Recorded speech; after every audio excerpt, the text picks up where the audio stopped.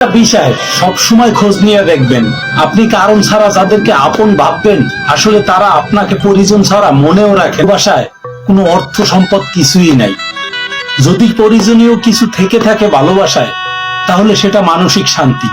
আর সেই শান্তিটা আমরা কয়জন মেয়ে কয়জন পুরুষকে দিয়ে থাকি বলতে পারেন? দুনিয়ায় চলতে গেলে দুইটা জিনিস খেয়াল রাখবেন। যারা আপনাকে গুরুত্ব কম দেয় তাদের সাথে মেলামেশা উঠা বসাটা না করাটাই বেটার। আমরা যার কাছ থেকে অনেক কিছু পাই তাকে বিনিময়ে কিছুই দিই না, আবার যার কাছ থেকে কিছুই পাই না তাকে অনেক কিছুই দিয়ে থাকি।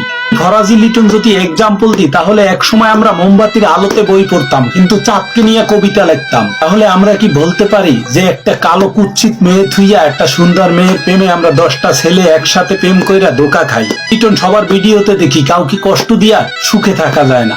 এই ভিডিওগুলো আপনারাই বানান, কিন্তু আমি ফরাজি লিটন বাস্তব গেটে দেখেছি যারা কষ্ট দেয় তারাই অনেক সুখে থাকে।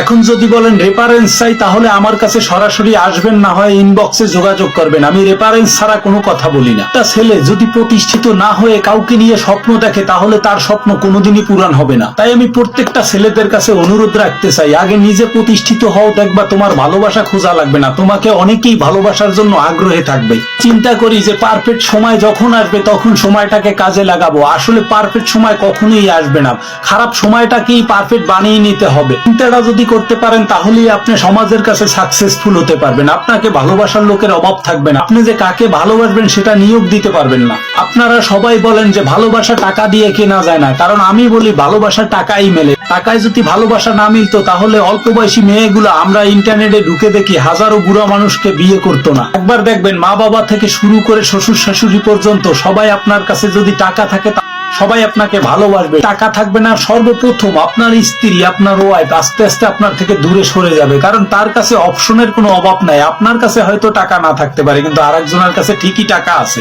সে কিন্তু তাকেই খুঁজে নেবে। কথাগুলো আপনাদের কাছে খারাপ লাগতে পারে কিন্তু ভাই কিচ্ছু করার নাই। বাস্তব কথা আমি বলতে চাই এবং জানাতে চাই, কারণ আপনারা আমার মতো জানো কেউ কষ্টে না থাকতে পারেন, আমি সেই ব্যবস্থা করে দুনিয়া থেকে বিদায় নিতে চাই। বর্তমান যুগের মেয়ে মানুষরা আসলে এরা টাকার ভালোবাসা চায়, কারণ এদের কাছে ব্যক্তিত্ব সততার কোনো মূল্য, এরা কোনো মানসিক শান্তির ভালোবাসা এরা খুঁজে না। বুঝতে চান এবং জানতে চান তাহলে আপনার বাইক রেখে আপনার ভালোবাসার মানুষটাকে নিয়ে একদিন দেখবেন 5 কিলো পথ হেঁটে একটা রেস্টুরেন্টে গিয়ে বসবেন, আড্ডা দেবেন, বিলটা তাকে পেলে করতে, ওখানেই প্রমাণ পাবেন যে সে আপনাকে কতটা ভালোবাসে। বর্তমান যুগটাই এমন, মনের শান্তি কেউ খুঁজবে না, সবাই দেহের শান্তি খুঁজবে, হোক সেটা একদিনের, হোক সেটা 24 ঘন্টা। সমাজে ঘুরে দেখলাম পুরুষের জীবনে ভালোবাসা ছাড়া আর কি আছে, প্রতারণা ছাড়া তার পকেটে আর কি থাকে, কেউ কি বলতে পারেন? তাই নিজেকে প্রতিষ্ঠিত করেন, ভালোবাসা টাকা দিয়ে কেনেন, প্রতারণার হাত থেকে বেঁচে থাকেন।